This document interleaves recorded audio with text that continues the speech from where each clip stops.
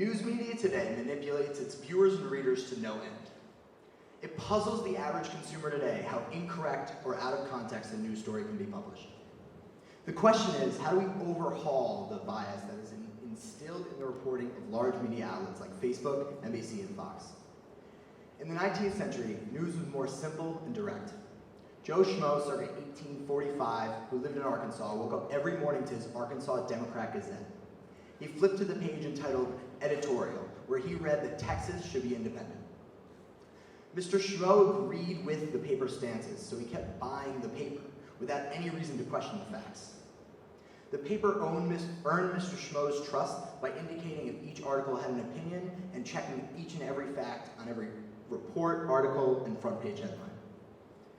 Today, this type of media does not exist. Companies do not like to believe their bias because a good capitalist knows better.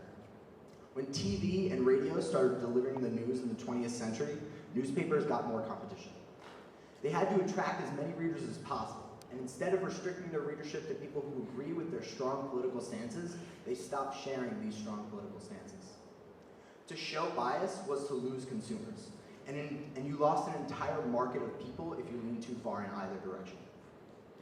So news outlets began to stress their so-called impartiality, but with their factual stories was their opinions construed as rhetorical manipulation, dismemberment of facts, or just a blatant disregard for the other viewpoint. For example, Facebook demonstrates a single company's power to sway its users towards one conclusion or another. The employees in charge of selecting Facebook's trending stories picks liberal-leaning ones. With no representation of the right, those who go on Facebook are being fooled.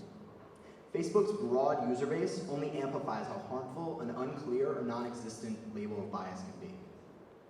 Today, only a few network news outlets serve every US citizen, and each of these companies can affect tens of millions of people with just one misleading fact or figure.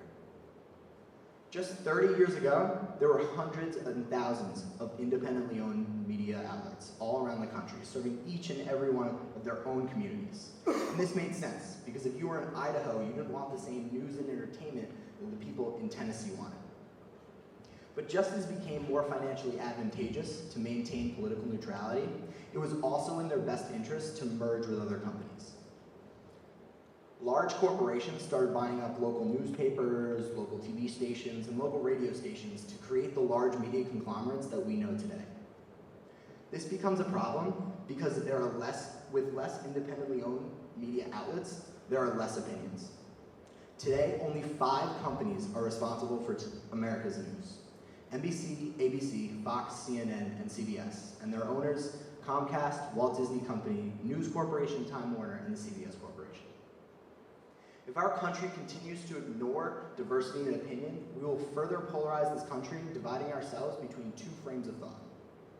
In order to stop this, we must increasingly use other mediums to express ourselves. The internet is the megaphone with which we can demand better of our media. With the rise of the internet, we can crowdsource our news. Sites like BuzzFeed, Twitter, and Reddit are curated by individuals, not large media conglomerates. These platforms allow each and every consumer to have an unfiltered voice and decide what should be popular and what should be talked about. Choosing these community-based sites on the internet instead of accepting what's presented to us by the top 5 news networks is a way of speaking out against manipulative news bias. We must embrace the opportunity that the internet provides us and use that as a tool against the executives that treat consumers as pinatas full of money, prioritizing profits and over accuracy and transparency. Consumers have more power and influence than they realize, and together we must demand better news. Thank you.